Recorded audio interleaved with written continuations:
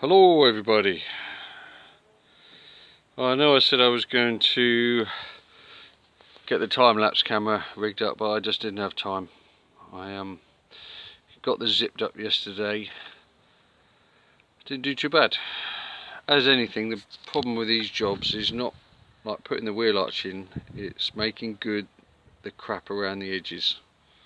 So I said I'll put that patch on the inside of there. A bit more welding to do in there.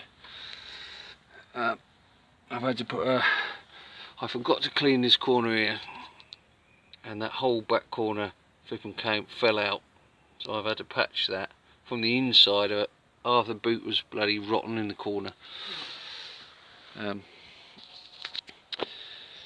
Right, so as I said, you tack it about inch apart all the way around. Now I had a flat edge at the top.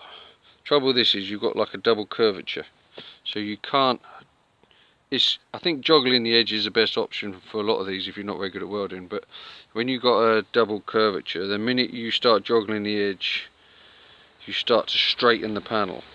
And you can joggle it in sections, but you lose the curve, so there's more filling involved. Now this curve here, it's a bit hot to touch, that matched perfect. Pretty good along the top.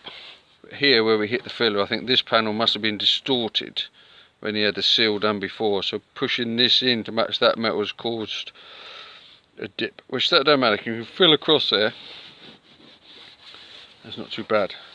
But what you need to do is when you're grinding it, only grind the weld. The metal is so thin, you need to just try and touch the edge of the weld. Use these flexi discs. You can just take, if you're really careful, you can take the weld down in the last minute, just flush it off.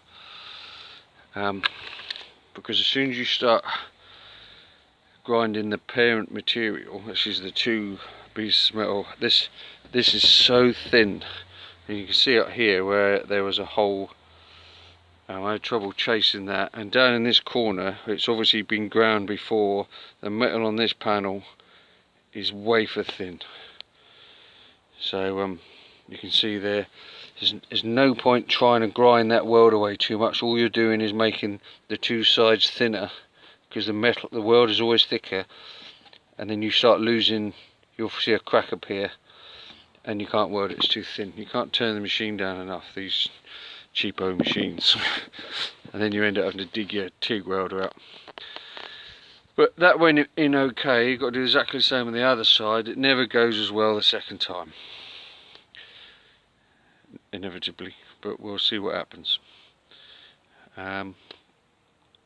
So things to watch out for when you're grinding is your grinding spatter sticks to glass like no one's business, so try and keep that covered. You got to forget about the carpet on the inside. It's not just a matter of pulling the carpet out of the way, because you've got wires tucked in there. They will smeared like a sealant around all the joints. That starts to smoulder. So, you know, ideally, if you can have someone watching the inside, it's not very interesting for them, but just as a fire safety, because it starts smouldering. Like in this corner here, I'm going to try and show you. Got finished welding this up, but see this thick sort of soundproofing material, that's what you've got to watch, because down in there it starts smouldering, and before you know it the wire catches fire and off she goes. These old cars are just dust, and they've got that hairy carpet everywhere you look. There's flipping shit that's built up. This is what I'm on about. See, like this sealant here, I put that patch in there. We're going to buy that. We're going to buy that sealant, and we're going to reseal all this. I'm not welding all that up. It's inside.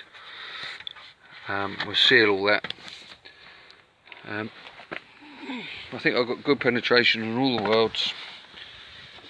So that is video part 2. I'm going to knock it off because my phone will run out of bloody memory. But what we'll do is we'll give that a quick coat of primer. We're just going to get both wheel arches done, and then you can shoot it back in for its MOT, and then you can fill it at his leisure. It's not a bad job, it's absolutely solid. Okay, bye.